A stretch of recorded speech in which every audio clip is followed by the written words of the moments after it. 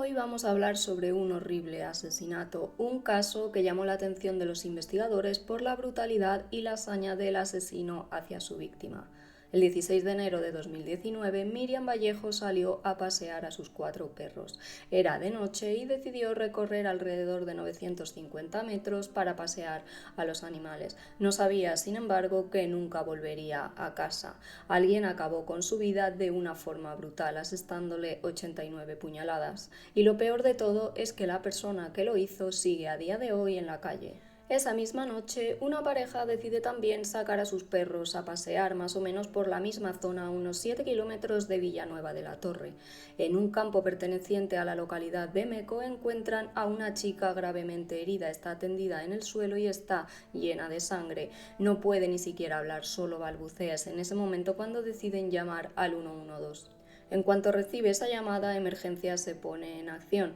Le preguntan al hombre que llama qué le ocurre. Este dice que ha encontrado a una chica gravemente herida. Le preguntan si está consciente y cuando él dice que sí, le dicen entonces que le pregunte a ella qué le ha pasado. Él lo hace, sin embargo, les cuenta que no puede ni siquiera hablar. Es en ese momento cuando envían la ambulancia hacia la zona. Con la ambulancia en camino, la pareja que ha encontrado a Miriam se separa. Ella se queda con la chica y él va camino adelante tratando de buscar al vehículo para guiarlos hasta donde se encuentra exactamente la chica herida.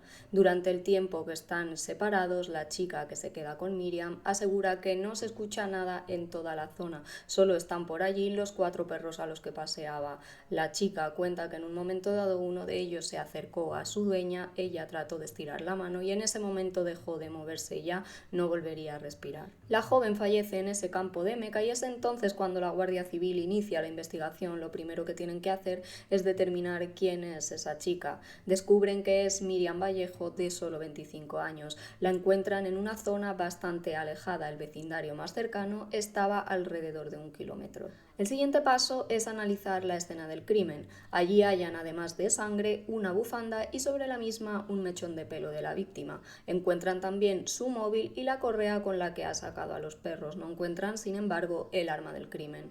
Desde el primer momento, los investigadores descartan que se trate de un móvil sexual o económico. La chica pareció totalmente vestida y no la habían registrado para ver lo que llevaba encima. Por la brutalidad de los hechos, por esas 89 puñaladas, piensan que puede tratarse de un móvil pasional o bien de una persona que hubiera tenido algún enfrentamiento con la chica y quisiera acabar con su vida. En el momento en el que ocurren los hechos, Miriam compartía piso con Celia y con Sergio. Ella era una amiga suya y él la pareja de esta. Por este motivo, los dos fueron de los primeros en testificar en este caso. Celia cuenta que ese 16 de enero, cuando llega a casa, lo primero que hace es preguntarle a su novio Sergio por Miriam. Le dice que dónde está y él le cuenta que ha ido a sacar a los perros. Ella le dice que si ya está arriba, pues son alrededor de las 10 de la noche y él le dice que no, que sigue fuera. Ella entonces se preocupa porque a esas horas Miriam ya solía estar en la cama. Empieza a llamarla pero no recibe ninguna respuesta. Antes de que se le apague el móvil, le escribe un WhatsApp para preguntarle dónde está. Sin embargo, solo le llega con un tic. La preocupación en su amiga es máxima. Cuando Celia descubre lo ocurrido y el lugar en el que hallan a Miriam, le sorprende que haya ido hasta allí ella sola. Cuenta que normalmente cuando paseaba a los perros lo hacía por un parque cerca de la zona e iluminado.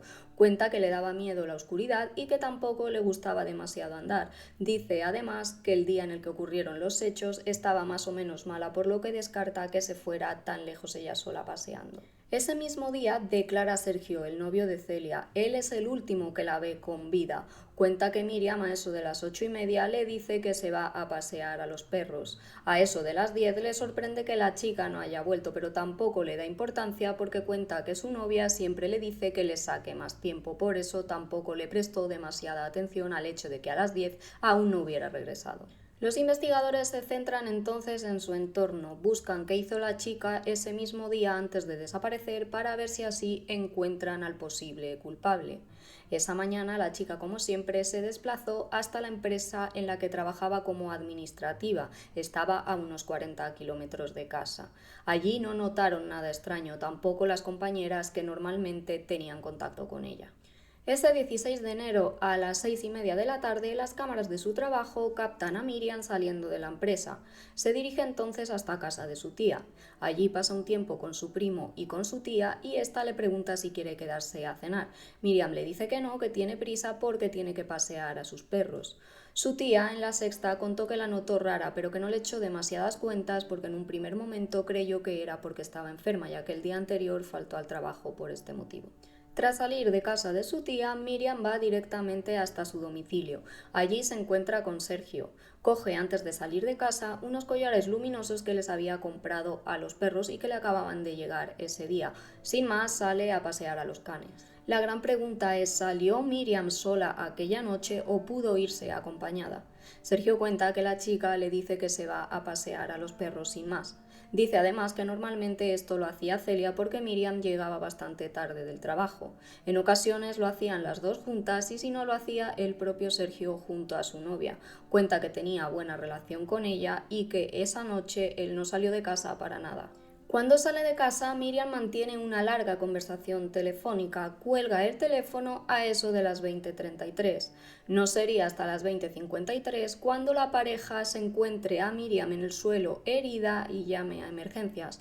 Por tanto, el fatal ataque debió producirse en esos 20 minutos. Durante esta horquilla de tiempo, una chica se convierte en testigo del crimen. Asegura haber escuchado a Miriam durante 4 minutos gritar «¡Socorro! ¡Auxilio! ¡Soltadme!». Esto último es importante porque lo dijo en plural. La chica que estaba por allí también paseando a su perra decide entonces quitarle el bozal por temor. Huye cuando ya no escucha más gritos y se va corriendo hasta su casa. Allí le cuenta a su padre lo que ha pasado y deciden volver juntos a la zona, pero ya no escucharán ningún grito más. A esta mujer le preguntan si durante esos gritos que daba Miriam escuchó en algún momento a sus perros ladrar y ella dice que no, algo que da a entender que quizá los perros conocieran al atacante o atacantes. El 17 de enero, un día después del horrible crimen, la Guardia Civil peina la zona. Hallan a 700 metros del lugar en el que apareció Miriam un asentamiento. Buscan allí huellas o ADN que puedan tener relación con el crimen, sin embargo, no hallan nada. De esas 89 puñaladas que sufrió Miriam, 20 de ellas, según la autopsia, fueron entre el cuello y la cabeza. El resto las tenía en el abdomen y el tórax. Tenía también heridas en los antebrazos y lesiones defensivas en las manos, lo cual quiere decir que luchó por su vida. Debido a la brutalidad y a la hazaña con la que apuñaló a Miriam, en la parte posterior de la cabeza se quedó la punta del cuchillo con la que acabó con su vida. Los investigadores determinan que el arma homicida era un cuchillo de grandes dimensiones, bien como el que todo el mundo puede tener en la cocina de casa, o bien un arma relacionada con la caza o la pesca.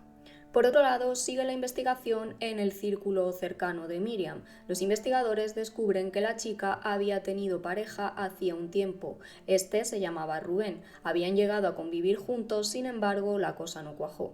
Este chico fue a declarar ante la Guardia Civil. Contó que unos días antes había tenido un encuentro casual con ella, sin embargo dijo que fue una conversación casual y nada más. En el sumario viene recogido que en el momento de los hechos Rubén tenía otra pareja, finalmente quedó descartado de la investigación. Pasan entonces los investigadores a Celia, esa amiga con la que compartía piso. Sin embargo, también terminan descartándola y es entonces cuando centran todos sus esfuerzos en Sergio, el otro compañero de piso, y recordemos el último que vio a Miriam con vida. Sergio, como os he dicho anteriormente, defendió que no salió de la casa ese día en ningún momento. Explicó que después de comer estuvo limpiando la casa y que después se puso a jugar a la PlayStation. Durante la tarde cuenta que tuvo conversaciones vía WhatsApp con su hermano y que también tuvo una conversación telefónica con una chica llamada Patricia. Él dijo que no tenía una relación seria con ella, pero sí confesó que había mantenido relaciones con esta chica. Y Miriam sabía perfectamente que Sergio le estaba siendo infiel a Celia con esta chica, con Patricia. De hecho, así se lo contó a su tía aproximadamente un mes antes de que ocurrieran los hechos. Le dijo que sabía de esa infidelidad, pero su tía no indagó y no le preguntó si se lo había contado a su amiga o no. Los investigadores empiezan a pensar entonces que este pudo ser perfectamente el móvil del crimen. Deciden entonces triangular los teléfonos y descubren que el móvil de Sergio pudo estar en la zona cercana en la que apareció el cuerpo de Miriam. El problema, que esa antena daba cobertura no solo al sitio en el que fue hallado el cadáver, sino también a la casa que compartían Celia, Miriam y Sergio. Por tanto, no se pudo determinar el lugar en el que estaba el chico en el momento en el que ocurrió todo. Los agentes se centran entonces en buscar en los WhatsApps. Descubren que Sergio se estuvo escribiendo con su hermano desde alrededor de las 8 hasta las 20:34, que es cuando le manda el último mensaje. A las 20:28 se escribe también con la otra chica, con Patricia. Su último mensaje lo mandará a las 20:33. Y si os fijáis, antes os he dicho que Miriam colgó el teléfono a las 20:33 y que a las 20:53 se produjo la llamada a emergencias. En esos 20 minutos tuvo que ser el ataque. Pues bien, parte de la inactividad del móvil de Sergio se registra también en esa horquilla de tiempo. Calculan entonces los tiempos, tratan de determinar si Sergio tuvo tiempo para salir desde su casa, llegar hasta la zona, acabar con Miriam y volver. Esos 950 metros, para haberlos recorrido, tendría que haberlo hecho corriendo y habría tardado unos 6 minutos. Tendría entonces que sumársele a esto el tiempo que habría tardado en atacarla y en acabar con su vida. Parece complicado, ¿verdad? Pero los investigadores descubren que hay un atajo entre el lugar en el que fue hallada Miriam y la casa en la que vivían Celia, esta chica, y Sergio. Este camino tardaría en hacerse unos 7 minutos andando, que sería bastante menos si hace ese camino corriendo. Además, hay otras opciones: que la hubiera ido siguiendo sin que ella se percatara, o bien incluso que hubiera ido acompañándola. En estos casos, quizás sí le habría dado tiempo a cometer el crimen. Tiempo después de que ocurrieran los hechos, Miriam cuenta en un programa de 4 que tuvo dudas sobre Sergio porque cuando ella le contó que Miriam había aparecido muerta, este empezó a ponerse muy nervioso y dijo que le iban a echar la culpa de todo. 7 meses después del crimen, Sergio es detenido e ingresa en la prisión de Alcalameco. En ese momento, la familia contrata entonces los servicios del abogado Vicente Sánchez. Este defiende que una de las pruebas que hay en contra del chico es la presencia de su ADN en la etiqueta de la chaqueta del chándal que llevaba Miriam la noche en la que ocurrió el brutal ataque. ¿Cómo pudo llegar su rastro genético hasta esa prenda de ropa de Miriam? Además, hay que tener en cuenta que solo se halló en esa etiqueta, en ninguna otra parte de la chaqueta. El abogado de la familia no tiene dudas, se debió al ataque, un ataque por la espalda, y en el mismo la agarró por la etiqueta. De ahí que quedara ese rastro. Además, considera que cuadra con ese mechón que os he dicho antes que apareció encima de la bufanda. Le tiró con tanta fuerza que le arrancó pelo.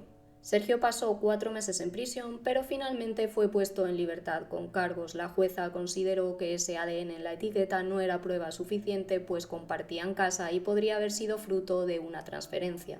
Ignacio Menéndez, el abogado de Sergio, defendió que el acusado era imposible que hubiera cometido los hechos, pues no podría haber cometido el crimen en tan poco tiempo, teniendo en cuenta el tiempo de inactividad que había tenido en el móvil y la franja en la que se habrían cometido los hechos. Para él era imposible que hubiera recorrido 950 metros en tan poco tiempo. Cuando le preguntaron en la sexta por ese atajo que hallaron los investigadores, dijo que no sabía cuánto se tardaba porque no le habían dado esa información.